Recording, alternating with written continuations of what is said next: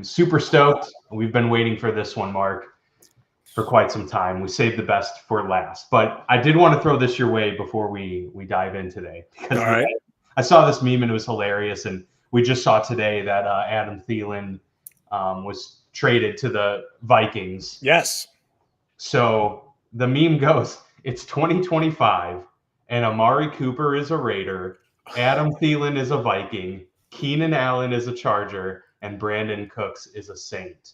That is pretty funny. It's pretty cool. Back, familiar faces back in familiar places. Yeah, kind of cool. And it definitely feels like a kind of a last dance for all of them. You know what I mean? At this point, especially for Allen, for Thielen, Amari Cooper and Brandon Cooks wouldn't shock me if they're still around next year. You know what I mean? And contributing, especially because when we get in today's preview, one of the things I had to remind myself in a kind of a shocker as we're going through this, and that's one of the reasons why I love doing this exercise before we start the season, is I'm like, oh crap, DeAndre Hopkins is on the Ravens. Like there's those moments still as I'm looking through some of these rosters going like, oh wow, that guy is there right now. And so the Adam Thielen trade, one of the bigger pieces of news. He's back in Minnesota purple, and I hate that for my Bears week 1, and I hate that for Bryce Young down in Carolina. That wide receiver core is young. Very, very young. Young with a capital Y, Bryce Young. And so that's going to be certainly one of those things to look out for early in the season for Carolina. No doubt. We have one other bit of news to get to before we get into our preview. Yeah. But, it's pretty awesome to see some of these players circle back to their old teams. Rashee Rice, the suspension came down. It is 6 games. He has accepted that suspension. And so I guess if you're, a Chiefs fan or, someone who had Rashee Rice on your fantasy team, you at least have clarity now, because there was the option of getting into the season and not knowing if a suspension could come down at any moment. And then you're kind of in limbo. At least now there is a clear 6-game absence for Rashee Rice, and he'll be entering midseason with the Kansas City Chiefs. It makes the Sky Moore trade even more interesting. I wonder if Kansas City didn't realize that was going to be this soon. I think they thought he was going to start the season, and there was kind of that September deadline, and that he might get to play the first 4 weeks, and then we'll see what happens. They're really thin, really, really thin at the wide receiver position to start. We talked about them just a couple of days ago. I think even more important for Travis Kelce and Noah Gray to be huge factors in the offense. Yeah, I mean, you mentioned them, so they're going to have to lean into that early in the season now. Yeah, absolutely. So, listen, 6 games, is that appropriate for everything that Rashee Rice has kind of done early in his career? Yeah.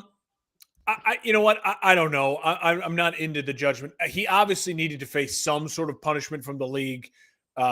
He's avoided actual jail time and punishment in those regards at this point in time. So, I have a hard time when the NFL, when a guy is not actually found guilty of something, I have a hard time for the NFL giving ginormous suspensions. This is a big suspension. 6 games is, a third of the season. So it's certainly nothing to scoff at. A lot of people argue like, well, Deshaun Watson got a whole year. Well, the NFL can argue that was such conduct detrimental to the league, even though you settle and you're not found guilty of something. Just the talk of what you're involved in is such conduct detrimental to the league and the shield and the branding. Rashee Rice, certainly, I think his actions warrant that's not a good look for the NFL. We don't want to be in business with people like that. And I would imagine if Rashee Rice has even one more vehicular slip up or anything like that, you quickly see the NFL come down really, really hard. I'm sure they let him and his agent and the team know that. Like this guy, like this is a big strike, and there's no second strikes. Like the next strike, it's like it's going to be a year or whatever, we don't need to deal with you. Yep. No, I totally agree. So Kansas City a little bit thin at the wide receiver position, at least for the first likely half of the season, but getting reinforcements into the back half. All right, without further ado, this is the shortest preamble we've had so far because we are talking the NFC and AFC North.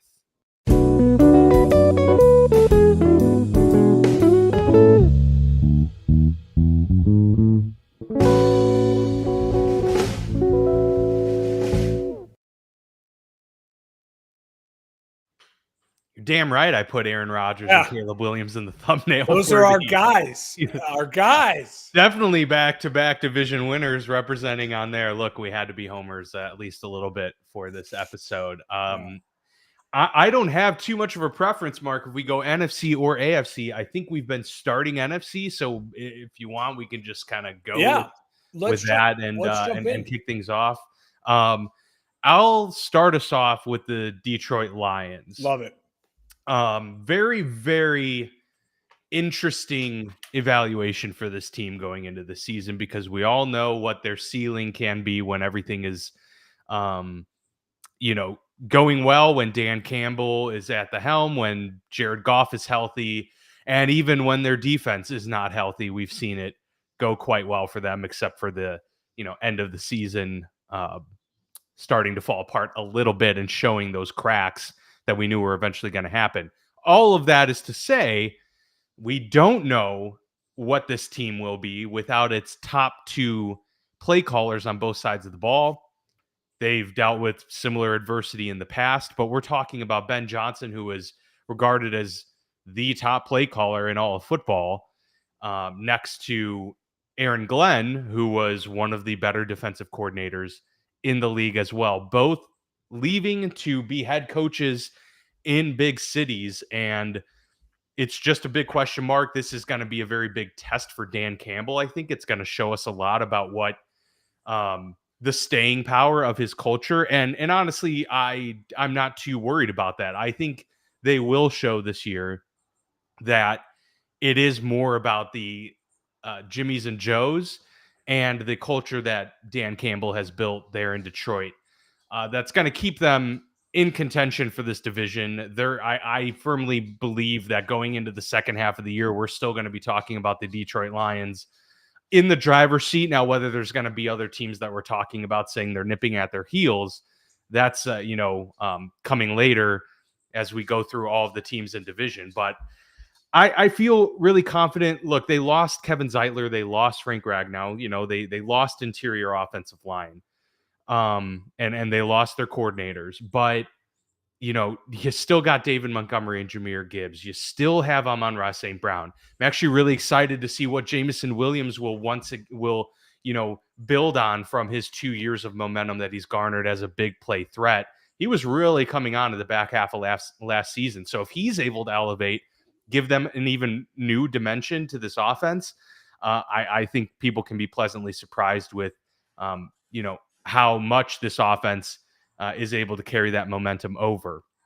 Defensively is where I have more questions because it's still, there's some really, really good players on this defense, but they did lose some guys. And there was more of a question about how this unit performed as a collective with their coordinator versus the guys. Like I have more faith in Jared Goff and the running backs and the wide receivers to do well in multiple schemes versus I just don't know enough about, how this defense, especially when they pretty much didn't have a full year together last year, how that's going to carry over with a new coordinator and stuff. So that's my biggest question mark going into this. But it's really about banking on the run game staying the same, in my view. Jameson Williams taking the next step offensively, and Jared Goff still avoiding that regression. That's what's going to be needed, I think, for them to stay on top of this division. And, a healthy Aiden Hutchinson certainly would help too. Dan, I'll say this before we jump into it for both the AFC and the NFC North. There's one common thread for all 8 teams we're going to talk about. These two divisions have, without a doubt, the most brutal schedule. And it's Really? because partly they play each other. And you're talking about a Lions team that was a 15-win team last year. You're talking about a Vikings team that was a 14-win team last year. You're talking about a Packers team that was an 11-win team last year. Pittsburgh, 10-win team. Cincinnati, 9-win team. Ravens, 12-win team. These are good football teams, Dan. And I think what we're going to see is as I'm starting on the Lions, the schedule is brutal. The schedule is horrific. The schedule is a nightmare. But it's a nightmare for the Lions, for the Vikings, for the Packers, and the Bears, right? Everyone's a nightmare. Yeah, they're all dealing with it. We talked about teams that might be a 13, 14-win team, but I don't know how good of a team they're going to be. The Lions and the Patriots could both win 11 games. The Lions might win their division with 11 games. The Patriots might get a wild card with 11 games. But the Lions are going to be, in my opinion, a vastly superior team in the sense that the battles they're going to go through in this season, and that's for every NFC North team. If you're an NFC North team or you're an AFC North team and you make it to the playoffs, you will be absolutely battle-tested. So I'll get to the schedule here just in a second. I want to start by saying one of the things, obviously, that a lot of people are going to focus on with the Lions is this is Dan Campbell's kind of Nick Sirianni year, right? This is the first time you're looking at like, okay, what are you really as a CEO? Dan Campbell is a CEO football coach, like the Harbaughs are CEO football coaches, like a Bill Belichick was kind of a CEO football coach. Now, Belichick obviously leaned defense, you know what I mean? Like the Harbaughs lean their certain ways. Mike Tomlin, a CEO head coach, but leans defense. Dan Campbell's a CEO head coach, but like Nick Sirianni, leans offensive. Yeah. You know, in Detroit, I've spent a lot of time in Detroit. My dad's from Detroit. We go to Detroit often. I've been many times in my life, especially more recently. There's always these people. They sell the bumper stickers, they sell the sweatshirts, they sell the koozies, everything. It says Detroit versus everybody.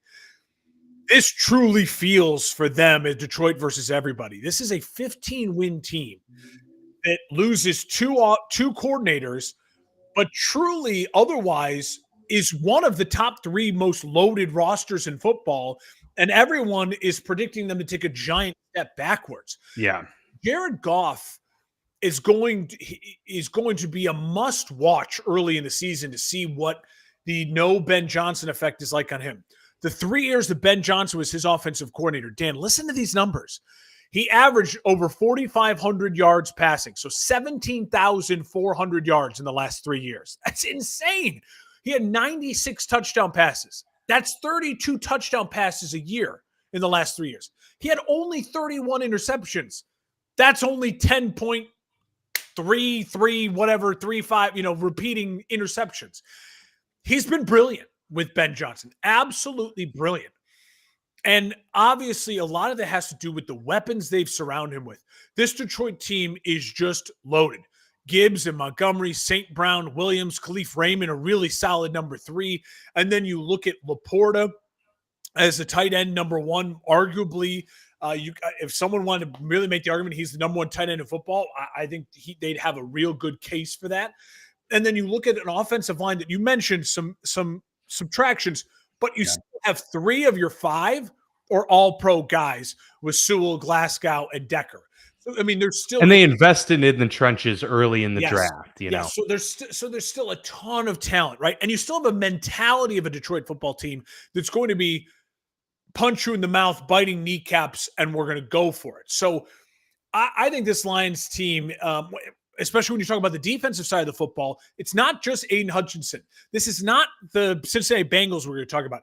DJ Reader, Alex Anzalone, Jack Campbell. These are some really quality high-end football players. Brian Branch.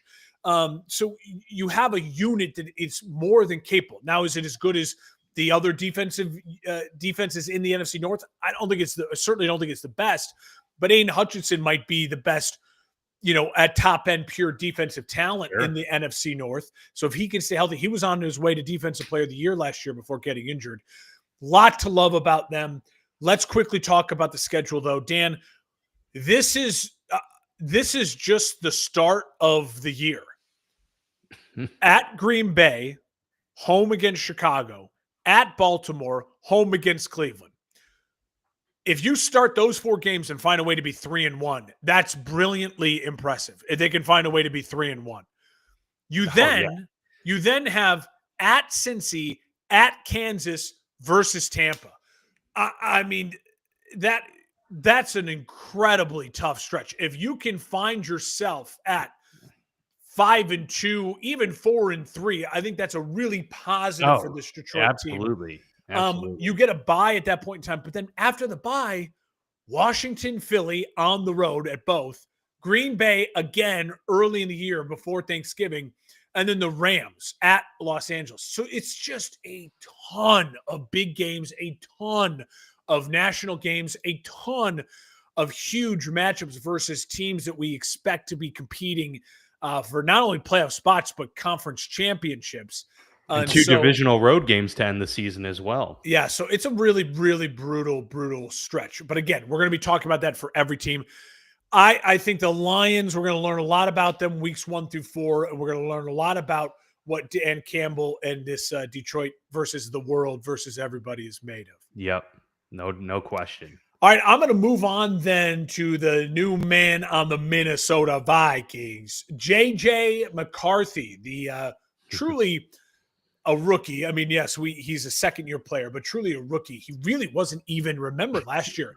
He wasn't dressed. He wasn't really practicing. He was a sideline, hold the clipboard guy his whole year. Now, he has a huge advantage compared to the true rookies, is that he was with Kevin O'Connell every single day last year. He was in a room with Sam Darnold and Daniel Jones and a constant, like, not I mean that in a way that's a good thing versus being in a room with Patrick Mahomes, in the sense that Mahomes isn't going to have to talk everything out in a meeting, right? He's going to be able to sit there and go, okay, yeah, I get this. I know what you mean. All right, next, move on, let's go. In that quarterback room, you'd imagine the amount of discussions and the theories and the learning was plentiful. And I'm sure J.J. McCarthy has taken in a ton of that. I don't doubt any of that. With J.J., the key is going to be, the dude suffered a really bad knee injury, basically just running last year in the preseason. We have no idea what his kind of physical capabilities are to withstand an NFL season. Mm-hmm. We have no idea, what, if anything, he's grown physically, because we still have the same question marks we did. I look back at his draft report. It's like, can he make all the throws? And also, remember, we just talked about with Justin Herbert, how, remember, he went from throwing 700 balls in a year to 500 balls in a year. That's what he did at Michigan. He was the guy who just handed it off a million times and then made the key throw when he had to make the key throw. Now, he's got a ton to work with. Justin Jefferson, no Addison for the first couple games, but you bring in Thielen, and then eventually you'll have Thielen, Addison, Jefferson, Aaron Jones, Hockenson, an above-average offensive line with Darisaw, Ryan Kelly, and Fries. So some really good players up front. And you have arguably the best defensive coordinator in football, certainly a top 3-4 guy, with a really, really physical and young but mixed in veterans. It's an interesting group defensively. They have a lot of youth they've invested in, but then you have names like Jonathan Allen. They bring him over from Washington. Hargrave. You have Harrison Smith. You have Jonathan Grenard as well. So you have this mix of youth and experience with a lethal play caller, Brian Flores. A lot to like about a 14-win Vikings team. I think, again, we're going to know what the Vikings are and if they're truly a competitive football team week 7 on. From weeks 1 through 6, I'm sure they'll stack up some wins and we'll kind of feel J.J. McCarthy out. Week 7, it begins versus Philly, at the Chargers, at Detroit, versus Baltimore. That's a fucking stretch of 4 games for a young quarterback. Then you get a break with Chicago at home, a division rival. Yeah, and then got to go on the road in 2 very hostile environments. At Green Bay, at Seattle, and then you get Washington. What a stretch, week 7 through 14. So if you're a Vikings fan, pray that you can stack wins early. Pray that JJ finds confidence early, because week 7 on, it's big boy, big mouth, smash mouth football for a kid who we love his offensive coordinator. I mean, we love his head coach. we love the kind of measurables. We love the talent around him, but we don't love his injury history, and we don't love what we don't know, which is the arm strength. And if he's asked to throw the ball 35 times in a game, he was never even asked to do that in college, let alone the NFL. So there's a lot to rightfully question about a 14-win Vikings team coming back this year. Yeah, I have a lot of questions about this run game too. I want to know how sustainable is it? I mean, they're not getting necessarily any younger in that backfield, right? And so there's definitely questions there, and that's going to be JJ McCarthy's best friend early in the season. They're going to have to be able to establish the run early and often. You said it about stacking wins early. That's what I wrote down for this team, because and it's honestly, it's not really that easy of a start for them. I mean, they have to start at Chicago. That's not easy. That's kind of a tough one, especially with that revamped defense there. They're gonna make it tough on JJ. Atlanta, defensive head coach who has invested a significant amount the last couple of years in high draft picks on the defensive side of the ball. Cincinnati, obviously not a difficult defensive opponent, but certainly going to stress you in terms of putting points on the board.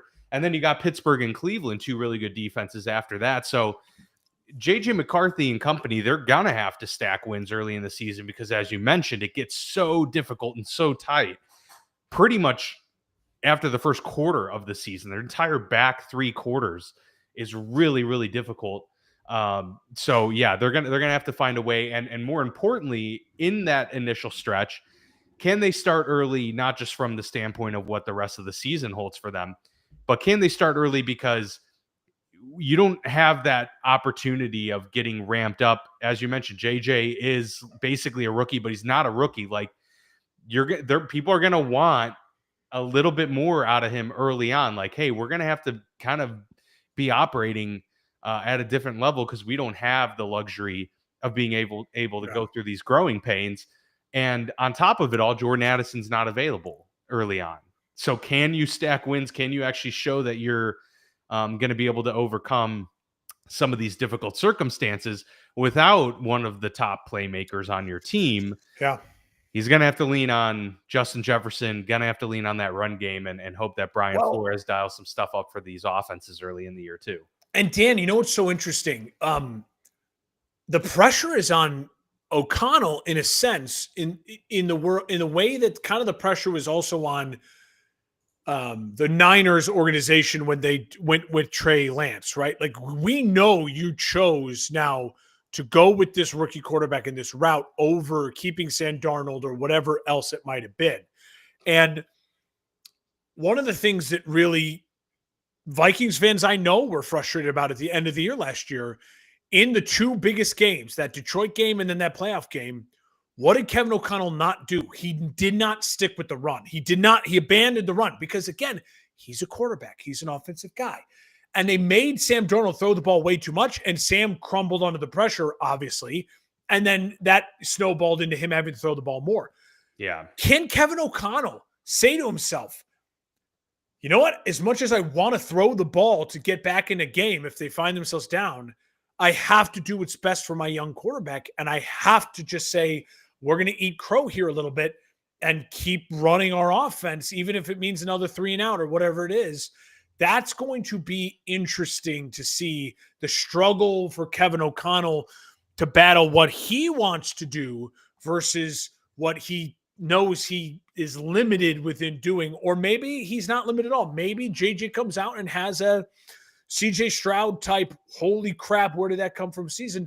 I don't think that would shock anyone too much. He was a first-round draft pick, but I think there's a lot of cautious optimism for sure. And again, like Detroit, this Vikings team might go from 14 to 11 or 10 wins, but they may still be just as good of a team as they were last year.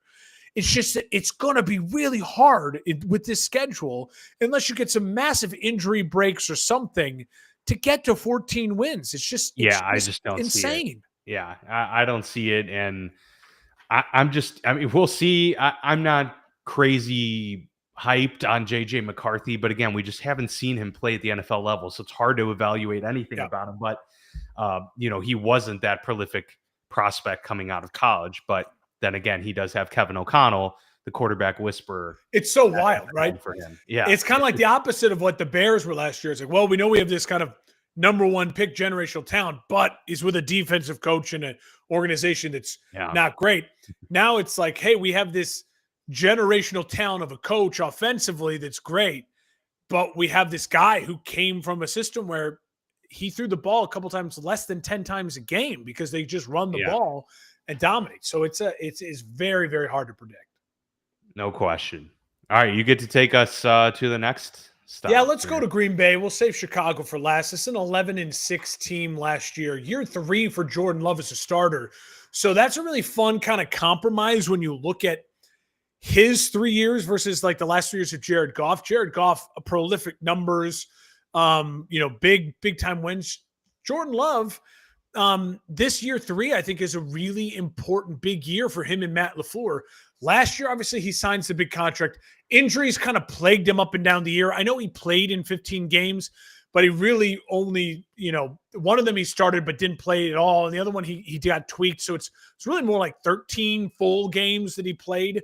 But the numbers weren't terrible, right? It just felt like it was a little bit of CJ Stroud, where it was this kind of come back to earth after that really.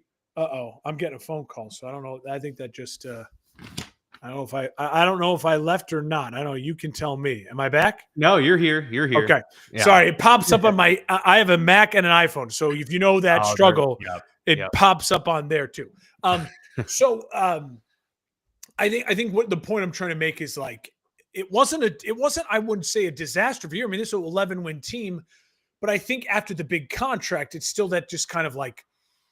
It was a little underwhelming. It was underwhelming, but the injuries. So for him, it's like, can you stay healthy? And then can you get to 30 plus touchdowns, 4,000 plus yards? And obviously you look at then his weapons. So then you turn your focus to that. And it's the biggest question with Green Bay. In a weird way, I know I don't want this to seem like it's just a homer thing, but I truly think if you go just off of the depth charts, it's close, but I think Green Bay has the least amount of talent overall, I would argue, in the NFC North. But I think what Green Bay has going for it is maybe the best culture in the NFC North, probably the best culture. I know the best culture.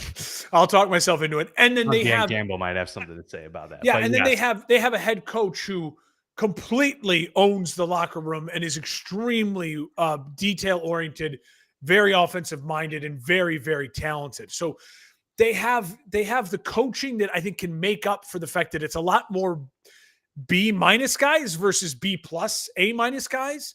Let's talk about the weapons. Josh Jacobs is their prolific weapon, in my opinion. He was fantastic last year. He got overshadowed by Derrick Henry and Saquon Barkley, but he was the third best running back in the league last year. Extremely consistent, gaudy numbers, and I don't expect anything to change with that. He's in the prime of his career, like Saquon, unlike Derrick Henry. And this offensive line for the Packers is still extremely solid. Again, it's no star power. We're not talking about a Trent Williams here, or for years you had Bakhtiari or Balagda. There's none of those star names, but it's an offensive line that in 2 or 3 years from now, you could be talking about some of these guys like those are some of the best at their positions in the league if they develop the way Green Bay always develops their offensive lines. Beyond that, though, it's a lot of question marks. Obviously, the first rounder, Golden from Texas, huge upside. You kind of hope he becomes the consistent, he's our guy. You have Reed, you have Dobbs, you have Wicks. So you have 4 guys who all feel very, even though they're not all this physically the same, they all feel like the same. Like none of them are top 10 guys.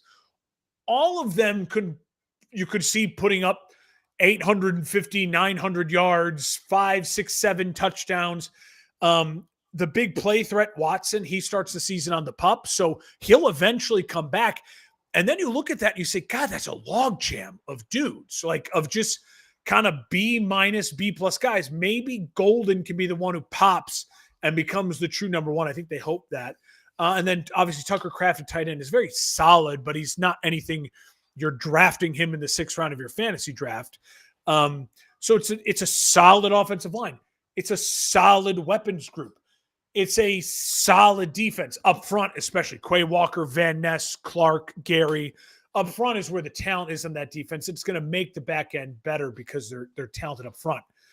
And so I would say if you're going guy for guy, bar for bar, Green Bay, I think, has the fourth best roster overall in this division. Now, I think you're probably right. Now, if you include coaching staff and everything, I would think with the unknowns of Ben Johnson and with the unknowns of what Detroit has without their brain drain, maybe you can make the argument that it's they're tied with, kind of Minnesota, Chicago, and Detroit's just a notch above them. Dan, as far as their schedule goes, yikes. 3 through 9 is where they got to stack wins. Weeks 3 through 9 at Cleveland, at Dallas, Cincy, at Arizona.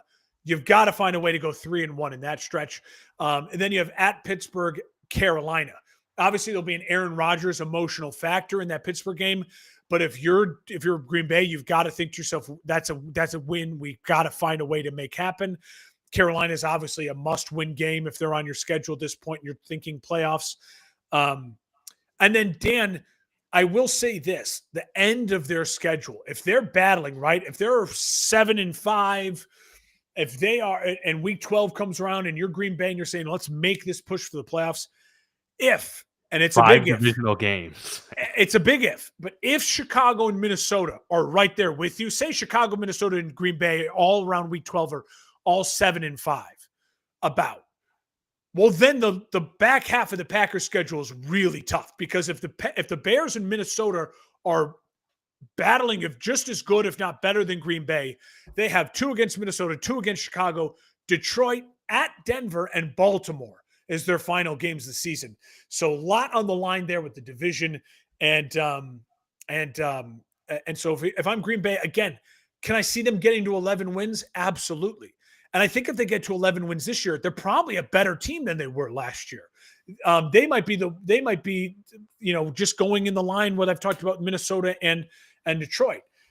Their win total might decrease or it might stay the same, but I think they might actually be a better team than they were the year before. Interesting. Yeah, I don't know. That's a tough one for me to fully agree with you on, but I will say I agree that it's a huge year for Jordan Love. And it's one of those where they have that stretch 3-9, as you mentioned, that is gettable.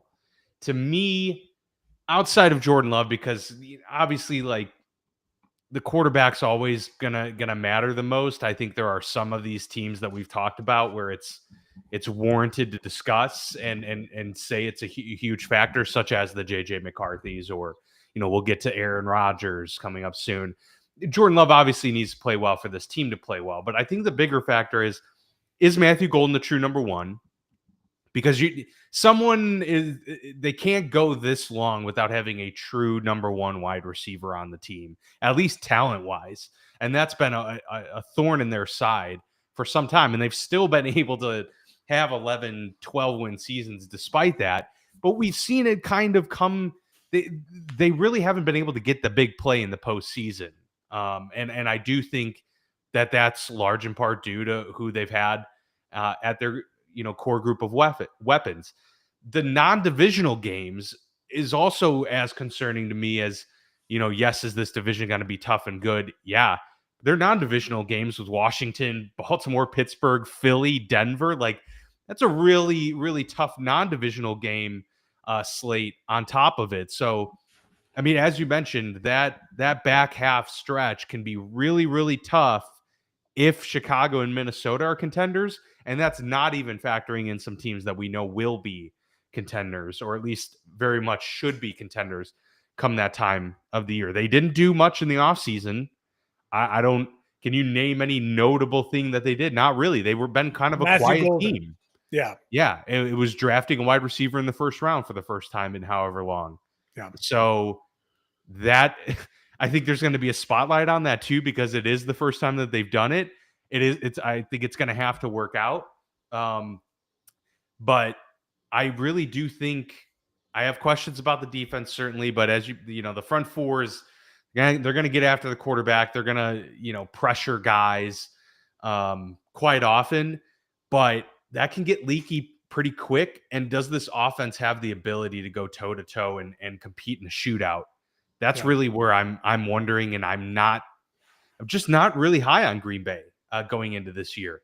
Now, that being said, they're that team that, despite any lack of hype, will find a way to get 10 wins and sneak their way in. But yeah, in terms of the makeup, probably fourth worst roster, as you mentioned. And in terms of optimism of what they can be and what they'll do, I'm not feeling great about how they stack up. The division is starting to catch up to them overall, and that's a problem for Matt LaFleur and company, no doubt. But huge year for Jordan Love. He's got to show that he can be the guy, because they're likely going to need to turn to him a few times this year. I mean, you see like Baltimore, that's probably going to be a shootout game. Yeah. Washington, that's probably going to be a game that they need to score a lot of points. Eagles, the Bears late in the season. Yeah, it's they're going to have to put up points. I think it goes without saying. We've talked about this now, through every division. It's if your team's going to make the playoffs, you're good. It's like every year you're going to need breaks to go your way. You're going to need to steal a game or two, and you're going to need your quarterback to play really, really well and at a high level.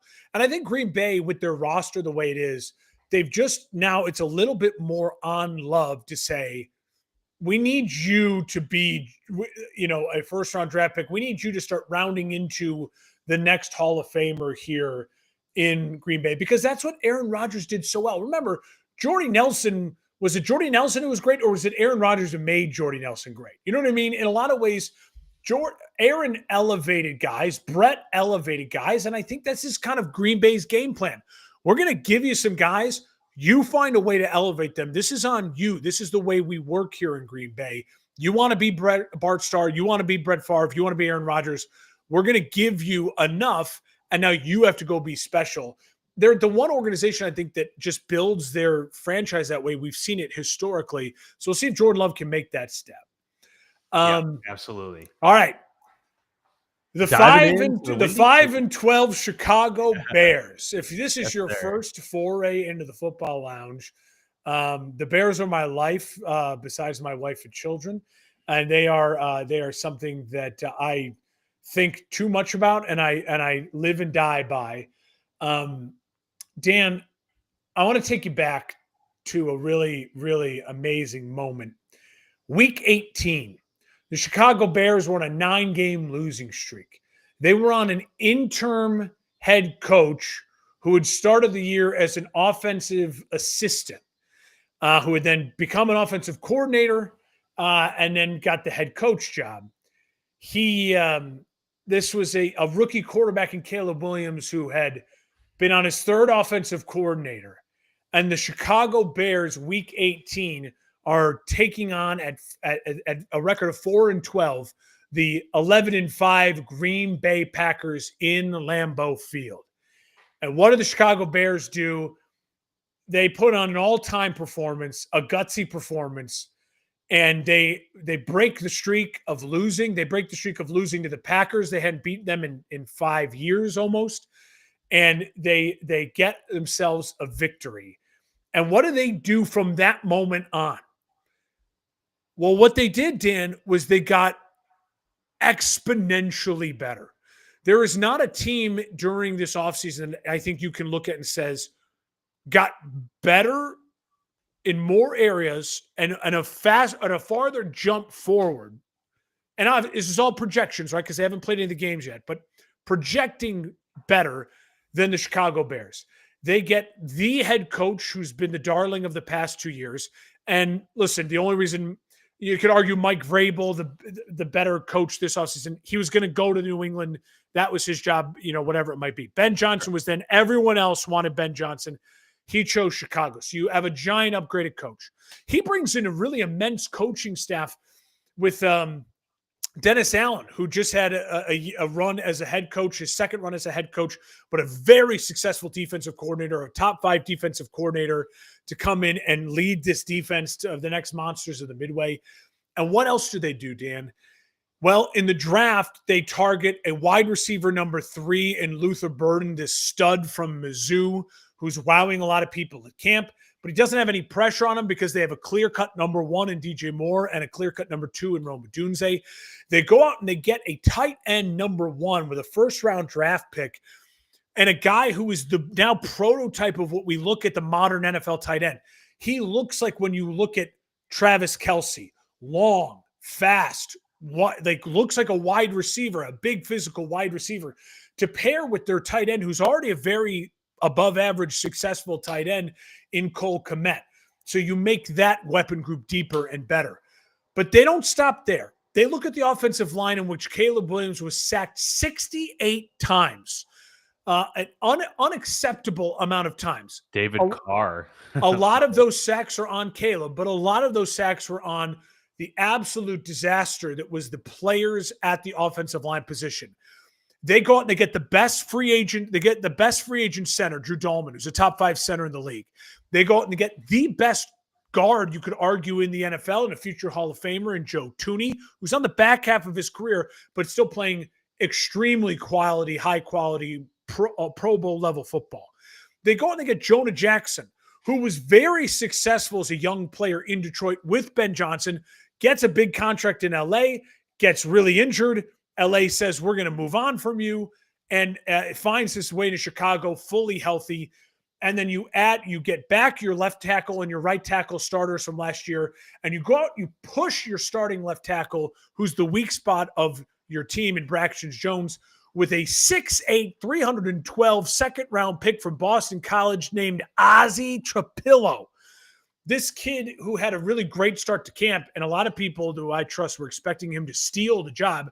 Like a lot of rookies, they come back to earth, and camp settles in, and they get the shit kicked out of them. Yeah, their lumps. And they take their lumps. But I fully expect that by middle of the season, especially if Braxton Jones has any signs of struggle, Ozzie Trapillo is going to be the future left tackle to protect Caleb Williams' blind side. Caleb Williams. So you have all of that added. Plus, they don't stop there. I say they add Dennis Allen on defense, and they go out and they get themselves a physical presence, a future maybe Hall of Famer, definitely Hall of Very Good player, and a tone setter in Grady Jarrett. You know, people have been begging, like, Ben Johnson, go get someone opposite Montez Sweat. Well, let's get someone right next to Montez Sweat, who Montez Sweat is a physical freak and a great player, but he's not an emotional or vocal leader. That's what Grady Jarrett is. And Grady Jarrett, obviously, Dennis Allen knows him from his time in the NFC South. He comes in on the defensive side of the ball, and you add it with those 2 linebackers, Edwards and Edmonds. You add it with Gervon Dexter and Montez Sweat up front. And then maybe the best back end in football with Jalen Johnson and Kyler Gordon at your corners, with Stevenson as well, Kevin Byard and Brisker as your safeties. Now, Brisker apparently did get injured today, so I'm not 100% sure on his health and what kind of severity of that is. This is a football team that got exponentially better. You had a quarterback in Caleb Williams last year who everyone is shitting on, and yet when you look at his stats, 62% completion percentage, 3,500 yards, 20 touchdowns, 6 interceptions. Now, it was a fine year. And honestly, also, if that was Bo Nix, people would have been like, wow, yeah, Bo Nix might have 11, something here. And 11 yards away from 500 yards rushing. So a real danger on the ground. Now, Dan, imagine if the sacks go from 68 to a still insanely high number, but 40, right? Imagine how much different that will look. You eliminate a sack a game. Imagine if that number goes from 68 to 30 and you eliminate almost 2 sacks a game. And I think that alone is possible with this offensive line and with a coach who you already saw from the great one drive in that second preseason game when all the pressure was on. Caleb didn't play in the first preseason game. He's hiding Caleb because Caleb's struggling. And what does he do? And he comes out and he leads a 90-plus yard drive for a touchdown in which he was 6 for 10, very decisive. No ball was in his hands for longer than 6 seconds. 2 tight end sets, and he was under center for the majority of the drive. All of that is great signs pointing in the right direction. And now we have to talk about the fact that, like I've talked about with every team so far in this division, the schedule is a fucking nightmare. And this Chicago Bears team was 5-12 last year. I expect the Bears to be closer to an 8-9 win team because of the talent on the roster and because of the momentum they have going right now with this new coaching staff and their young quarterback. The early week 5 bye, I don't like. The only thing I like about it is the fact that if there are struggles offensively or whatever it might be, it could be a chance for them to actually reset early in the season before things get too out of hand. And Dan, the other thing I like about it is after the bye, you have a really important 4-game stretch in which you only have one game you're going to be favored in.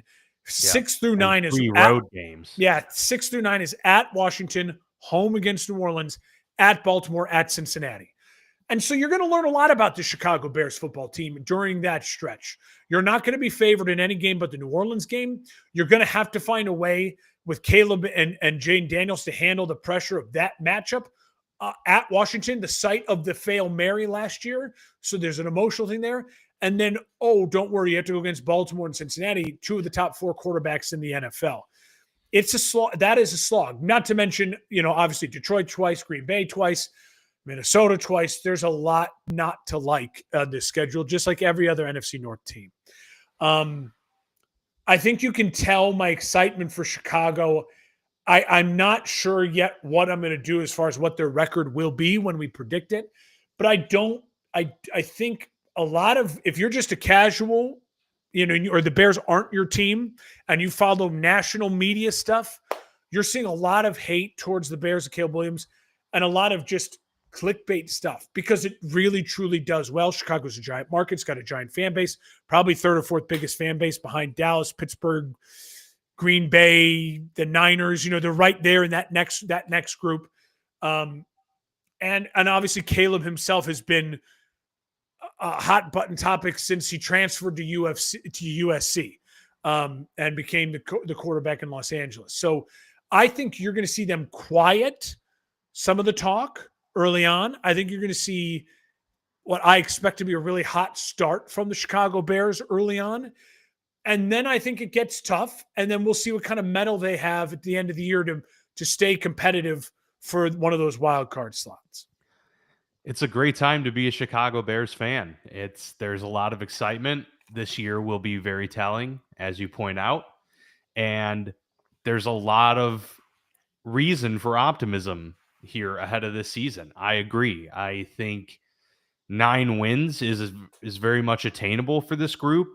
And while some may say, that's not good enough with the talent that we're expecting to be on display week in and week out, that's really good relative to the schedule they've put out. If they can get to 9 wins to, God, dare I say 10 wins this season, that would be a massive upgrade, especially because that would likely mean that they've played incredibly well to be able to get 10 wins against this slog of a schedule. So I do think that that's a very important aspect into how we're going to have to evaluate the Chicago Bears this year. It's really going to be more about the eye test than it is about the box scores. But the box scores still need to be pretty good. And we should see a better run game. The big thing about the Colson Loveland draft pick is that, Ben Johnson obviously loves to run 12 personnel. And the big reason that's helpful to a quarterback in many ways is because that one gives you options. You now have several more options on, is it going to be a run or a pass, because you could do more with that formation. But on top of it, they pair 2 tight ends with such great complementary skill sets. Colson Loveland could be one of the best, all-around tight ends in football pretty soon. But you get two guys that complement their skill sets really well and can not only aid this run game, but Ben Johnson, I expect to see doing a lot of very interesting formations and trickery to throw defenses off, because all of these weapons, Mark, is kind of a nightmare to stack up against. Forget what you know about the Chicago Bears of the past. To have to line up against a DJ Moore or Rome Odunze, who I expect a big year from, to have to line up against, the size and speed of, Colston Loveland and Cole Kmet there. Oh, and have to deal with DeAndre Swift, who's certainly no slouch as a running back in the league, and a dual threat quarterback who can get you in several different ways and has the arm to make those big plays downfield. You have to account for too much. And so I expect to see a ton of 12 personnel early this year. I expect the tight ends to have a lot of involvement, and which is really going to open things up for the DJ Moores of the world.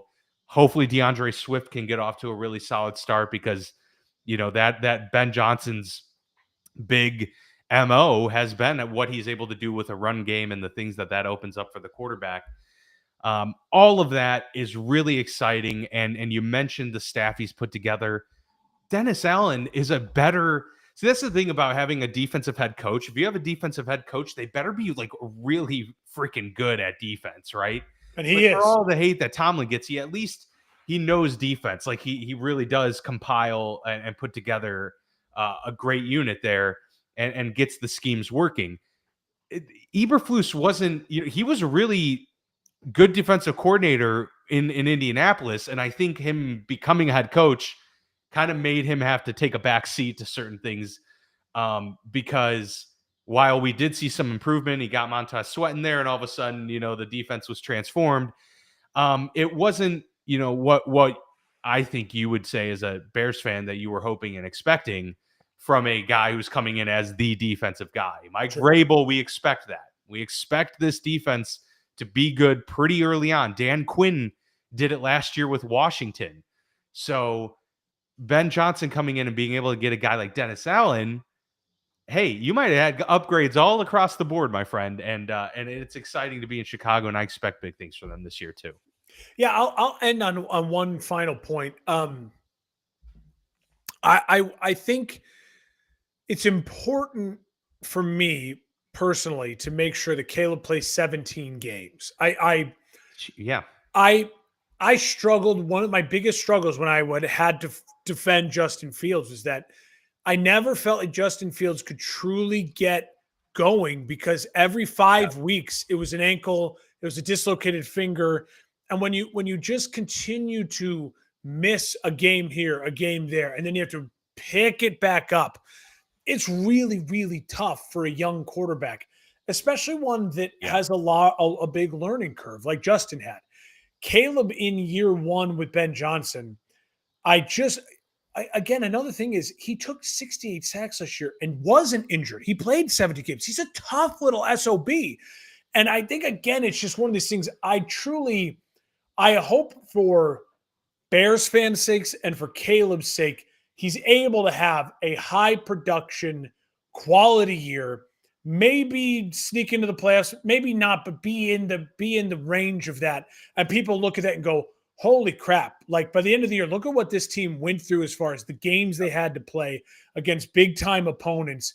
They upset some people. They lost some games maybe they should have won, but the sky is the limit for this team in a year from now. And maybe they shock the world and surprise people this year, and they catch people off guard. I don't know. I don't know if I'm going to predict that, but I just think that there's, again, if you're just listening to national voices like Jason McIntyre today on the Herd filling in for Colin, like, that's a joke. Like, we're not hearing any love from Ben Johnson. He's not praising his quarterback.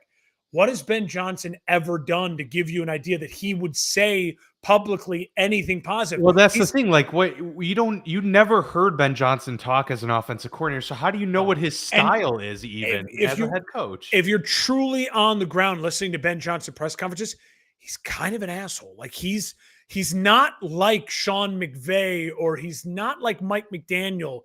He's a lot more straightforward. Yeah, to the point, like no nonsense. And I think that's a different, because we see these young offensive guys, you kind of think they're fun and they're good looking, and he fits that. But then all of a sudden it's like, no, he's kind of a stick in the mud and he's kind of a hard ass. So I don't take in any of that type of stuff. But again, if you're only listening to the national media, you might be saying, oh, Chicago's probably going to be a dumpster fire. Caleb's not that good. Don't just don't be surprised if this team is really competitive and they're putting up some big performances early in the year. We'll see how that lasts and can it go throughout the whole year. Yep. Absolutely. That was you fun. Ready for the AFC North? That's great. Yeah. Fun. Let's get to the AFC North. I will start with the Baltimore Ravens. You better. AFC North champs. Another team, obviously, that like Buffalo just hasn't been able to get to the big game. And that's kind of been the mark on Lamar Jackson and the mark on this team for several years now. Can Henry still be the top dog? Does he still have the, tread on the tire? I think so. And I think that he landed in the perfect spot last year to be with a team that's not going to be as demanding of him in terms of being the guy on offense, but he still toted the rock quite a bit and had a more than successful campaign. So this running game should likely be the same. And we're talking about a team that really didn't have Keaton Mitchell for the vast majority of the year. And he was really their big play running back threat. You bring him back into the mix. Now you can even mix in Justice Hill, not as an actual complimentary back, but a very specialized back. And maybe they can have a really healthy rotation in there to extend the lifespan of this backfield. So I think that's a big key coming into this season. Can the defense take the next step? When Mike McDonald leaves, there was already kind of questions about the personnel, like they were losing guys. Patrick Queen left, and now they drafted Kyle Hamilton. They've kind of revamped the deep. He just got a big deal today too. Yeah, you see that $100 million for safety, first huge ever signing, million, and he's really good, and he can play in a lot of different areas. It's a great signing by them. Metabuike, obviously, we've seen how dominant he can be. So they've got some dudes. Can they put it together as a unit and be the well-rounded team that we know Baltimore to have been for so many years? And really, they came on later into the season where they were really hitting their stride. Can they pick up where they left off last year instead of having to have kind of a slower start defensively? I think that's super important. Big question mark. What are they going to do with this schedule? Because I don't know. I'm not a Ravens diehard fan, obviously, so I don't know how to compare to previous schedules. This is a really, really tough schedule, Mark. And so my big question for the Ravens is, can they sustain, can Lamar Jackson have an MVP type season when you've got to start the year on the road at Buffalo? Oh, but never mind. A couple weeks later, it's Detroit. It's the Chiefs. The Texans are a slight, reprieve. But then you've got the Rams, the Bears at home at least. But, do we expect the Bears to be pretty good? I think so. I think the Bears are going to give them a run for their money. Not an easy one. Going to Miami in October, not the easiest road trip, but obviously they stack up pretty well with them. But then you really look at the ending of the season with Pittsburgh twice, on the road at Lambeau. They got to play the Bengals twice as well. There's going to be some really, really tough divisional games for them late in the season. I just don't see many pockets here where it's like, oh, what a relief. We get this 3-game stretch. Maybe Minnesota, Cleveland, and the Jets, I guess. But, you're on the road for 2 of those games too.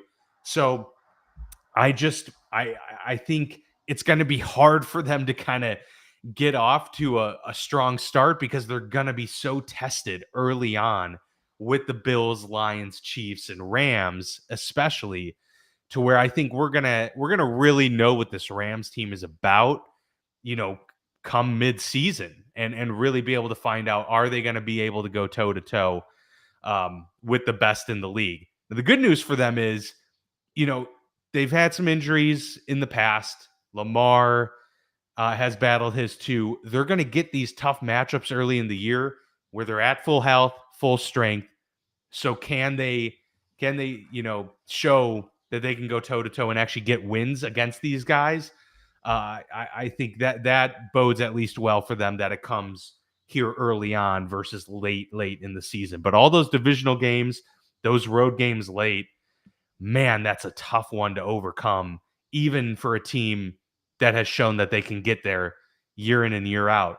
Eventually, Mark, the Grim Reaper comes, and this team has been knocking on the doorstep for so long that it's imperative for them not just to have good season, but they've got to win this division again. They've got to come back and show that they're still the top dog. They've got to make that run. They've got to get to the Super Bowl. To me, it's enough already. This has been a Super Bowl or bust for a couple years now. Same way I feel about Buffalo, but neither team has been able to get there. And so Baltimore, hey, it's time's knocking, because Cincinnati is fully healthy and ready to go. That offense isn't going anywhere. The Steelers, I think, are greatly improved overall. They're not going anywhere. Cleveland, okay, whatever. But it's a tough division. And so they're going to have their work cut out for them early on. But they've got the dudes. There's no question about it. They've got the dudes. And they didn't lose a whole lot this year. So you feel overall pretty good about the guys that they have, at least roster construction. Yeah, I think you nailed so much there. This is the same thing. It's a rinse and repeat from the NFC North. If you can get to this 12-win total, then I think they'll win the division, right? I think with this schedule, if you're getting 12 wins, you're winning this division. 12 wins the AFC. This is year 8 for Lamar Jackson. 3 of his 8 years, he should have been the MVP. He was 2 of them. Last year, listen, I'm glad Josh got it, because Josh led the Bills to incredible, and he did it with less. But the numbers for Lamar Jackson last year, Dan, crazy. 66% completion. His most passing yards, 4,177. His most passing touchdowns, led the league 41, or maybe Joe Burrow did, but 41 touchdown passes. Only 4 interceptions. The dude also ran for 915 yards. Incredible year. And 4 touchdowns. His third highest rushing total. He's been over 1,000 twice. He is as sure as a bet as there is in the NFL to have an MVP season. Lamar Jackson is going to throw for over 3,800 yards. He's going to complete 65% of his balls. He's going to throw for 30-plus touchdowns. He's not going to throw over 10 interceptions. And he's going to have over 800 yards rushing and a couple touchdowns if he's healthy. That's what he's going to do. He is phenomenal. He's an incredible talent. He is quickly becoming, in my opinion, kind of the Phillip Rivers of his generation, in the sense, I know this is weird, it's a weird comparison, but in the sense that he's building a resume numbers-wise that's going to be undoubtable as a Hall of Fame. Now, he's going to get it already because the MVP's over the guys like Matt Ryan, who's only got 1, who's probably not an MVP, even though he's got good numbers. He's building the numbers plus the hardware, even though it's not Super Bowl hardware. Yeah. And so, no, it's an interesting comparison, because I was thinking the Baltimore Ravens are they becoming the Chargers of the teams that had really good teams every year but didn't get over the hump, or the one play they couldn't make, Yeah, and we talk about Lamar, kind of how we talk about Phillip. He's probably the 4th best quarterback in the NFL. Like, if you're taking 1, 2, 3, 4, who are the top 4? Just like we talked about Rivers, he's not Peyton, he's not Tom, he's not Drew Brees. But then you're probably like Phillip Rivers, Aaron Rodgers, like those were, for a time, like that was a stretch where it's like he's that next guy up in that regard. That's a weird comparison. I don't know if I love it the more I'm talking about it. But I think what I was trying to say is that I don't think he was in conversation for number 4, but top 10 certainly. I think what I'm trying to say is the numbers are going to be there, right? Like, he is a numbers machine. He puts up gaudy numbers. And listen, I know that it's all about rings in the NFL. It's all about rings in every sport.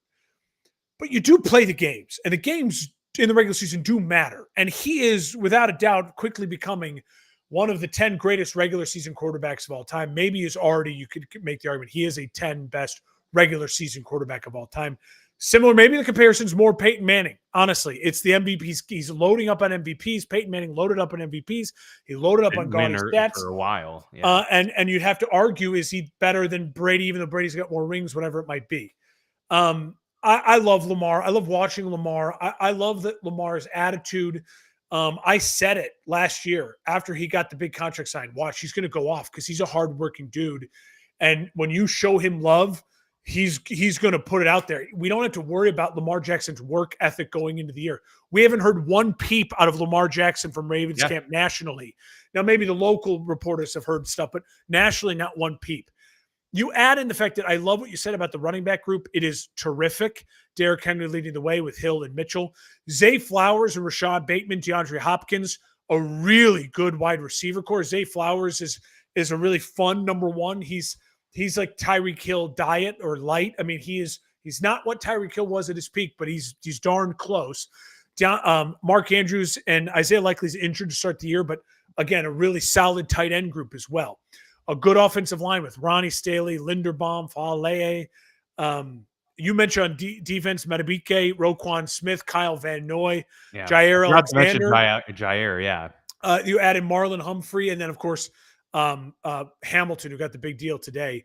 One of the things you didn't mention, I think, is going to be a story for them is if they struggle kicking the football. Yeah. Kyle Tucker's out. He'll probably never play in the NFL again now he's got to handle his Deshaun Watson accusations and whatever happens to that. But he is before that a Hall of Fame level kicker, which there are very few of. And so that's different. You mentioned the schedule being tough. It is tough. I do think though, it's really, they have workable stuff in there, right? They do get Detroit at home, Houston at home, Rams at home. The late game at Green Bay in the end of the year, I think, could be an interesting one because I think they're both going to be playing for a ton. Obviously, there's late Steeler games. This division is truly the black and blue division. No one plays themselves harder in division than the Browns, the Bengals, the Ravens, and the Steelers. They love killing each other. But they do get Jets, Miami, New England, Minnesota, Chicago. They have some games where it's like you look at their roster, their quarterback versus who they're playing. The Browns twice. There should be easy W's. The problem is it's kind of always the letdown spot, right? It's always right before a big game or right after a big game. And we see that happen in the NFL sometimes. You're all in on the Buffalo Bills, and maybe you lose that game, and then you play the Jets the game after, whatever it is. I'm not looking at the schedule. And then it's like, wait, how did we lose to the Jets too? Because it was a letdown or whatever it might be, right? Trap games and things like that. So I think the Ravens have to look out for that. If the Ravens get to 12 wins, they'll win the division. They have the best regular season quarterback in the NFL right now, and I think they're very capable of getting 12 wins. I think they should be the favorite in the division to start the season for sure. Yeah, they only get a 3-day break after the Jets to then play Cincinnati and go on that Cincinnati, Pittsburgh, Cincinnati stretch too. So, yeah, they are going to have to. But, last year I remember they had there were plus 20 extra rest days than their opponents league wide. It was like the largest gap in NFL. It always comes around. It always circles back. This year they're getting they're not getting as much of a help in that regard. Dan, why don't I go to Cleveland next? Let's just get them out of the way because I think Cincy this will be a 5-minute conversation. Personally. Yeah. I'm going to make a prediction. I think that Flacco, Gabriel, and Sanders all start multiple games. I don't think that's crazy. I think a lot of people feel that way. I think if you were to truth serum Kevin Stefanski and the Browns front office, I think they all feel really good. I think they know Jimmy Haslam is looking at them going, I'm confident if you want to be my head coach, you're going to be my head coach, Kevin Stefanski. I know this is going to be maybe a tough year. But I think it would be doing themselves a disservice if Gabriel and Sanders don't start at least 2 to 3 games each. Because, again, Cleveland Browns. Oh, you got to know what you got. One of the things that's going to be talked about throughout the season, maybe I'm the first one letting you know it now, they have 2 first-rounders in 2026. They have multiple fifth-rounders, multiple sixth-rounders, multiple seventh-rounders in 2026. So if there is one team that – first off, they could be getting the number 1 pick because they just don't have a ton of talent. But if there's one team that has the ability to make the deal to get to the spot they want to be at to pick whatever quarterback they want to pick, the Cleveland Browns are that team. Now, the weapons they do have, running back Ford and Judikins, obviously, we keep our eye on Judikins. He's a storyline coming into this year. Jerry Jeudy and Njoku are the only pass catchers worth anything, but they're both very quality at their positions. I don't think anyone arguing that Jerry Jeudy's a top 10 wide receiver. I don't think anyone's arguing that Njoku's a top 5 tight end, but they're both well above average quality players. The O-line is still solid with Bentonio, Teller, and Conklin. So it's not a barren group, but it's certainly not great, especially when you look at their schedule. Because again, they're in the NFC North and they play AFC North and they played the NFC North. A lot of tough games. On defense, Myles Garrett, obviously one of the top 3 defensive players on the planet. Denzel Ward, Devin Bush, the rookie Mason Graham. I'm really interested to see how he pairs with Myles Garrett. I think that defense has bite. I think they're going to be really stingy at times, and they're going to be fun. The problem will be, I think they're going to see some 3 and outs, a lot of 3 and outs on offense. They're going to be playing a lot on defense. Finally, I'll say, where could we maybe see the quarterback changes, right? We know we're starting with Flacco. I think that's the right call. You don't want to bench Flacco and then bring him in week 9. That does nothing for you. Weeks 1 through 6, tough. Cincy, at Baltimore, Green Bay, at Detroit, Minnesota, at Pittsburgh. What the fuck? That's 0-6 if I've ever smelled it for a team to start. And I think you just let Joe Flacco go through that slog. Week 7 through 8 is where I think you maybe see the first change, right? 7 is Miami, 8 is New England, and then week 9 is the bye. So if you go to Gabriel week 7, you give him Miami, New England. If he plays well, you give him the bye and you keep going with him. If he's a disaster against teams that you should be more competitive against, especially that he'll have more practice time, sit and watch for 7-8 weeks, then you can get Shedeur ready during the bye. And then Shedeur, weeks 10 through 12, gets the Jets, Baltimore, and the Raiders. Give him that 3-game stretch to say, hey, we'll give you the Raiders and the Jets. We'll excuse you if you struggle against Baltimore. So I think that's kind of the only thing to really watch out for this Cleveland team this year. Yeah, no, I echo everything you said. It is going to be about the quarterbacks. I think this year really should be finding out what they have in Dylan Gabriel and Shedeur Sanders. But as you mentioned, they're starting with Joe Flacco, and we think ultimately it is the good move, but that they will eventually turn to those 2 quarterbacks. I do think their draft class was interesting. Like Mason Graham, I'm excited to see kind of what that defensive front is able to do, because it could be really, really intense. Nasty. And the young running backs, they got 2 of them. That could be really intriguing. We know Kevin Stefanski's, one to dial up some really solid run schemes. So they can have some intrigue this year, some things to look out for, not a total waste of a season as it's felt the last couple years. So there are things to look for and things to build with. But again, you mentioned it, like next year's draft class is what everybody's looking at. So look, you either strike gold with one of these 2 quarterbacks and you say, wow, now we can just take our 2 picks that we have next year and continue to build around this person, or we'll use our picks and get the top guy next season. So that really is what it feels like. Yes, are we dismissing Cleveland? 100%. I'm dismissing Cleveland this season. I will be shocked if they are contenders at any point for the division. Look at that start. How can brutal. they be? It's brutal. Yeah. I mean, man, 2-4 is like seemingly best case scenario. That would be incredible. If they end up 2-4 through week 6, extension right there. Yeah. I will say really quickly, I just want to ask you, if you had a crystal ball and you could predict this is what Shedeur Sanders will remind us of or look like this year when and if we get to see him, what is your feeling on at the pro level when it's live bullets what Shedeur Sanders looks like? My guess, I feel like he's a guy kind of with the ceiling of a Mark Sanchez. Like I think I could see a Mark Sanchez type output. Someone who you're like, okay, like he can operate this offense. He's accurate. He can move around, but he's not one to consistently make the big plays or be clutch or elevate to that top echelon of quarterback in the league. That's personally how I view him. Now, for a Mark Sanchez who went first round, I think that's kind of a steal to get that type of guy in the 5th round where they got him. So like, hey, Yeah, he had a nice run. He had a nice props to run when you. he started. He just didn't have the physicality to last. Yeah, and I think I think he's a lot better than Dylan Gabriel personally. Like, I think he's the better quarterback. Clearly, Cleveland, how they've stacked the depth chart to start doesn't feel that way. So we'll see. But yeah, that's my initial gut. If I were to find like what's a comp, would be Mark Sanchez maybe. I think his ceiling is Kirk? Tua slash Bo Nix.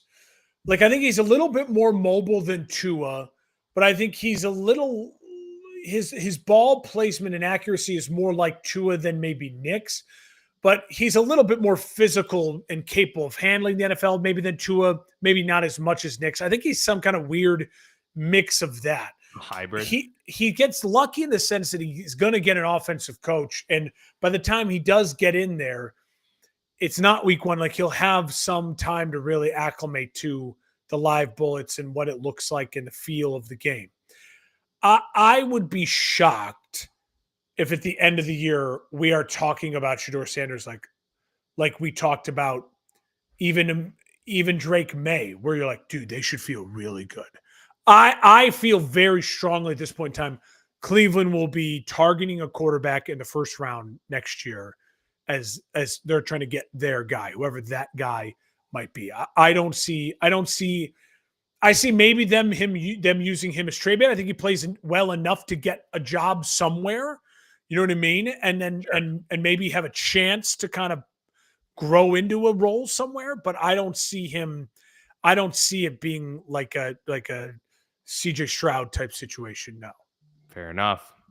All right, take us to Cincinnati. We'll close out with Cincy Watsky. 43 touchdowns for Joe Burrow. So he did lead the league in touchdown passes. 70%, 4,918 yards, 9 interceptions. Wow. I mean, I loved that last year for Joe Burrow because when he plays 17 games, he's doing the things that Patrick Mahomes was doing 4 years ago. And I get that the NFL is kind of split offensively into 3 categories. The last 5 years, there was only 2 categories, right? You were a big play offense like the Chiefs used to be, where we're going to stretch the field. We're going to have guys who get behind you, and we're going to have quarterbacks to make those throws. That's what Joe Burrow is still doing to this day. That's what Josh Allen does a lot. That's what Lamar Jackson does a lot. That's what the Eagles do a lot with Jalen Hurts. When we're throwing the ball, it's big plays with big receivers, beating guys in man coverage and exposing flaws in your defense. The other offense that's really come alive recently, passing-wise, is this Andy Reid new offense he's morphed into, which is we are going to bubble screen and get guys. We're going to have a run game that's a passing game. And those 2 offensives have both worked. We've seen teams win championships with both. And I think the third offense you're really seeing now take a real hold in the NFL too is the mix of the Kyle Shanahan, Sean McVay, and I would now add in Ben Johnson's kind of weird also and Jim and Harbaugh's kind of weird aesthetic to that, which is actually we're a run first, motion offense that is going to do a lot of play action. So I think you have 3 real styles, and I give the Bengals a lot of credit because right now they're just owning the fact that we got 2 studs in T. Higgins and Jamar Chase, and we have a guy that throws the best ball in the league right now. I think he's the most talented arm quarterback in the NFL right now. I think he's taken the title from Mahomes purely because Mahomes, in the last couple of years, either they're not asking him to do it, he doesn't have the talent to do it, like consistently with what they're giving him wide receiver wise. But Mahomes is still maybe the number 1 overall. But I think that Joe Burrow's taken over a little bit of the mantle of his arm and the plays he makes with his arm. It's just not questionable how talented he is. Offensive line, there's a lot of good and there's a lot of bad, right? The good, Orlando Brown Jr. and Mims, the tackle. The bad, they have Lucas Patrick as a starting guard. Lucas Patrick is a guy, Bears fans, we went through it 2 years ago. He is a absolute revolving door. He's trash. He's not a starting capable guard. That just goes straight there in trouble. Now they do. And they lost Alex Kappa too. Yes, they do have the rookie left guard Fairchild who's starting. So you hope maybe someone else can develop, and they have to start the season with Patrick, but they can find a way to upgrade. It's going to be on them to find ways to help protect the interior rush when they're going up against the Mason Grahams of the world in those games. And I'll say this, defensively, thank God they got Trey Hendrickson signed, because if they didn't, listen, I like Shamir Stewart from Texas A&M, the rookie. I think he's going to be a very fine pro.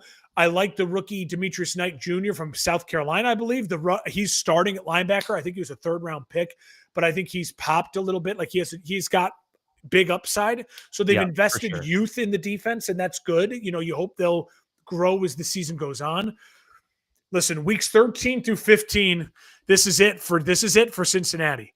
It's Baltimore, at Buffalo versus Baltimore. Baltimore, Buffalo, Baltimore. 13, 14, and 15. That will be where they decide their season. Yep. If they're around 500 going into that stretch and they go 3-0, then they're the hottest team in football and everyone's picking them to win a Super Bowl. If they're around 500 in that stretch and they go 0-3 or 1-2, it's another Joe Burrow needs more help and the Browns ownership group is failing Joe Burrow type of scenario. So that's going to be the key stretch to look out for.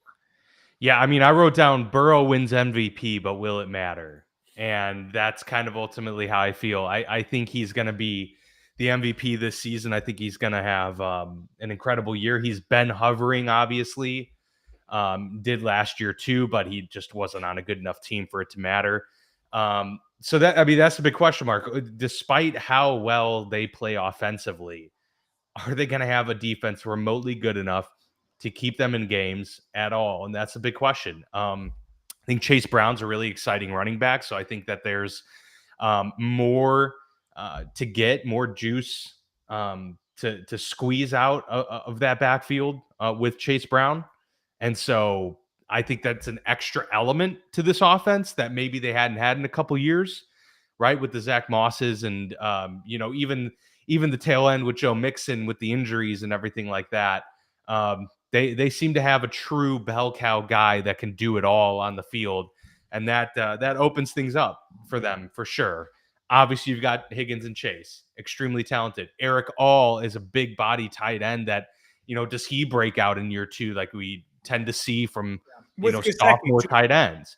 Which it always tends to happen, and so there's a lot there. Jermaine Burton, another guy who they were high on but had character issues. And, is he going to be a number 3 wide receiver that is just another big play waiting to happen? The question is the defense for sure. And I will say, outside of that stretch you mentioned, out of these two divisions we talked about, they have the easiest schedule, I think, of it all. Not just how it's laid out, but, in terms of everyone they play, ending the year with Arizona and Cleveland is a gift. It's a huge gift. Starting the year with Cleveland, Jacksonville, Minnesota. Huge gift. I mean, they can start 3-0. That's very conceivable. And then they go into Denver, a game that they can win. They can easily win that game. Denver's tough. It's in Mile High, but they can win that. So they start 4-0. Okay, now you're going into the Detroits and the Pittsburghs. But then you get the Jets and Chicago. So worst case, you go 2-2 during that stretch. If you're 4-0, you're 6-2, heading into that, brutal, run. So I think there's a lot here for Cincinnati to take advantage of. It's whether or not the defense is going to even be able to keep them afloat. But I think the way their schedule stacks up, they can get themselves in a position where it's looking pretty good, and they can go into that really, really difficult stretch with a little bit of cushion instead of going into that stretch 500. I think that will be key for sure. No team needs to start 1-0 more than the Cincinnati Bengals, just to turn the vibes. They need the vibes of absolutely. It. They need the get that win early on. All right. Let's go to the Pittsburgh Steelers. I will say I'll let you go off. I want to I want to say one thing before we start with Pittsburgh. Okay. To me, right now, and it's not just because of you and not because of our podcast, there is not a team besides my own that I'm just more absolutely fascinated by for week one than the Pittsburgh Steelers. And I will say this, they also are the team that I would argue I could be the least fascinated by like week 8, 9, 10, because so much of it is just this. What does Aaron have left in the tank? What does this pairing with Mike Tomlin look like? And so I want you to know I'm so excited. I think a lot of people, I think I share that sentiment with a lot of people. Your team has a ton of eyes on them to start the year.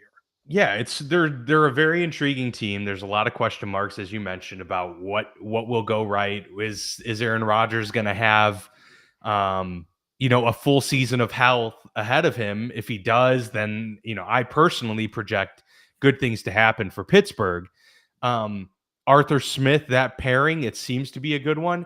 My big question really around this offense outside of Aaron Rodgers, which is the big one, does he have the chemistry with the receiving core? Does he actually feel confident in Arthur Smith's system? Because I think that plays a big part in what we've seen from Aaron, where he goes rogue and does his own thing. Does he feel confident enough to actually play within the system and get the most out of it? The question is, outside of DK Metcalf, it's a very, very thin receiving core, like a lot of question marks, as I've been brought to light. Thank you to my beautiful wife, who has given me light here as I go off on the Pittsburgh Steelers. So that's really, they are one injury away from being made a SOS. What are we doing here? We're going to have to make a big trade at wide receiver. And they've put themselves in that position, to be fair. So that's their bet. They're going to have to lay in it. If they get a full season healthy of DK Metcalf and Aaron Rodgers, then I think that we can really start to see something special. And by special, I mean probably 11 wins, but looking good doing it, not ending the year on a 5-game losing streak, and getting some momentum going into the playoffs. I think Aaron Rodgers does, from what I've seen, have it left in him to run this system, which I had questions about at first, which is the wide zones. There's a lot of movement for the quarterback required there. He's looked pretty good. They held him out for the preseason for a reason. They were like, we're not going to risk it. We're not going to do anything to kind of jinx the situation. He's looked fine in practice. We're going to keep it that way. We'll save everything for the regular season. These are big what ifs, but if he's healthy all year long, I do have confidence that this is going to be the best quarterback play that the Pittsburgh Steelers have seen since maybe 2018 Ben. And that's a big thing. That's a big lift. I felt that way going into last year, and you could argue they did get the best quarterback play since, in total, yeah. In total out of Russell Wilson and Justin Fields. But I even feel that this is another step forward, even from the play that we got from those two when it comes to passing the football. The key, the X factor for making all of that work, the way Arthur Smith has designed this offense, the way Mike Tomlin wants to play offense and play football games, this run game needs to be a top 5 run game in the NFL. They just have to be. They were back half and bottom 12 for good portions of the season last year. That can't cut it with the way that you've designed this team, with the systems you put in place, with the amount of 13 personnel I think we're going to see this year. It has to be good. Everything is going to run through that run game. And so to me, that's the biggest thing. Can they get out of Jaylen Warren what they couldn't out of Najee Harris, which was big plays, which was hitting the hole fast and getting there and reading those zone reads versus, Najee Harris, who's much more of a downhill, they hit the hole and go runner. You're going to have to get some good vision out of your running backs. I think that's what Jaylen Warren does well, and the rookie Caleb Johnson they're fit for. But does the offensive line coalesce and become better? That's going to have to turn into a top half group, which I think they have it in them to do it. And same with the run game. Run game is going to have to, maybe top 5 is a bit, lofty of an expectation, but top 10 for sure has to be in order for this offense to work the way it's meant to, and in order for them to be effective in the passing game. Because regardless of how good Aaron Rodgers and DK Metcalf are, if they don't have a run game, then that duo is just not going to be good, because that's all that people have to worry about then at that point. Defensively, I don't think I have to speak too much on, because it's pretty obvious. The money's there, the talent's there. And even Tomlin and others have stated this season that they have the makings of being historic. You got to go out there and prove it. You have to be a top 3 defense this season. That's what it has to be. There are no other avenues for this group, unfortunately. It's just how that they've built it. So it's got to be an elite defense, and an elite defense all season long. None of this great defense in the first 12 weeks and then shit the bed when you've run into Philly and Baltimore and Cincinnati like they did last year, and all of a sudden they're terrible and worn down, to be quite fair. So that is the elephant in the room. Will this high-paid defense with all of the studs perform like a top 3 to 5 unit all season long? And will this run game develop consistency and be a top 10 run unit? If the answer to those 2 questions is yes come season's end, then I think we're looking at an 11-ish win team that makes the playoffs, pushes for the division, and maybe, just maybe, wins their first playoff game in nearly a decade. But those are the X factors. And obviously it all ties back to the health of Aaron Rodgers. But to me, if we're not talking about Aaron, those are the really big things. The back half of the schedule is pretty tough. But this isn't insurmountable, and last year's schedule was brutal. It's not like that. And so I expect, like, the expectation should be high for them. It should be to go and win your first playoff game, because the stakes have never been higher. They've pushed their chips in. They paid TJ Watt all that money. They're going to get the deal done with Cam Hayward. This is the last run for this group, I think. And they've shown that. That's why they got Jalen Ramsey. That's why they went and got Darius Slay and Aaron Rodgers. They want to get guys that are veterans, a different vibe in the room. And so this is it.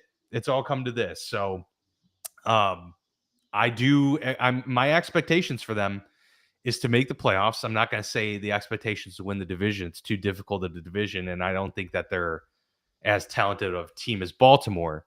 But the expectation is to make the playoffs, and it's to win a playoff game.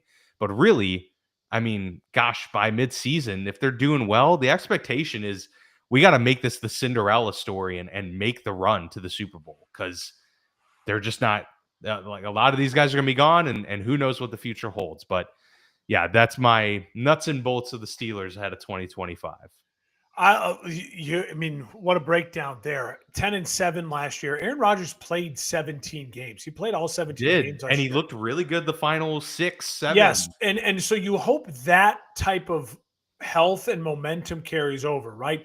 And it carries over in the sense that they can get a hot start. At the Jets versus Seattle, at New England versus Minnesota, bye week early to regain their health, and then versus Cleveland. Got to find a way to go kind of 5-1 through week 6. And if they can do that, and Aaron Rodgers can build that momentum, then when the slog of the season and the nicks and the bumps and the bruises build up, and he turns 42, which he will towards the end of the season, I think in December. I miss this from Cozen, but yeah, squeeze out the juice. We're gonna make that a thing. Squeeze make it a thing. I absolutely. Is that then hopefully by then that defense is a top 3 defense and is carrying them, and they figured it all out. It's going to be really fun to watch Jalen Ramsey, Joey Porter Jr., Darius Slay, Alex Highsmith, Patrick Queen, Watt, who's the best defensive player in football, Cam Hayward.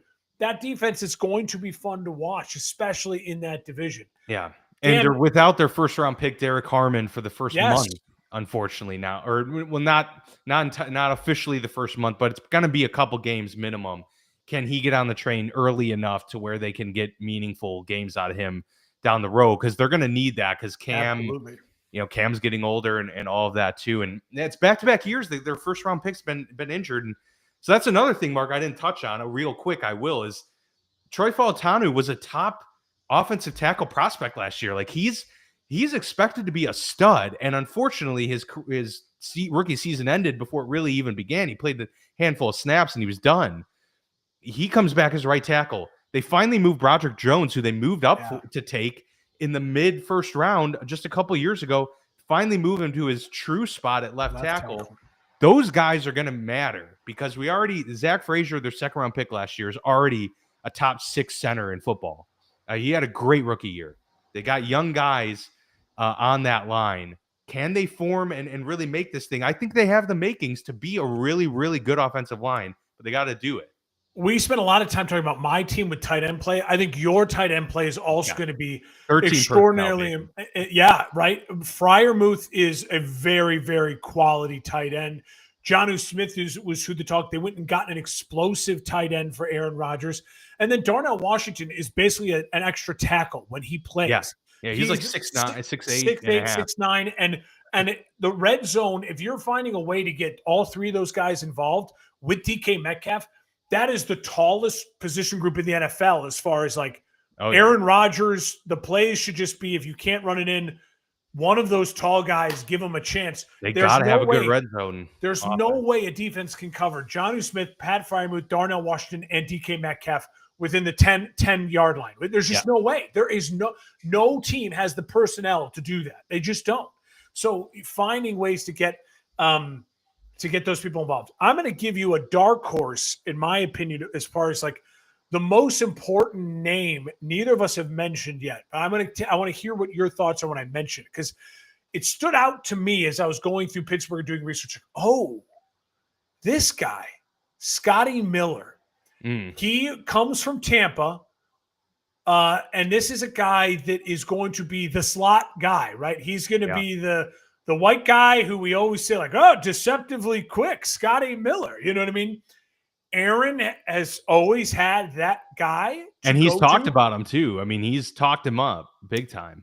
Would it shock you if Scotty Miller's catching 70+ balls and get eaten up a ton of 3rd and 4s and 3rd and 5s and just picking up quick, easy first downs as probably a very sharp route runner that Aaron trusts? It wouldn't shock me at all. Right.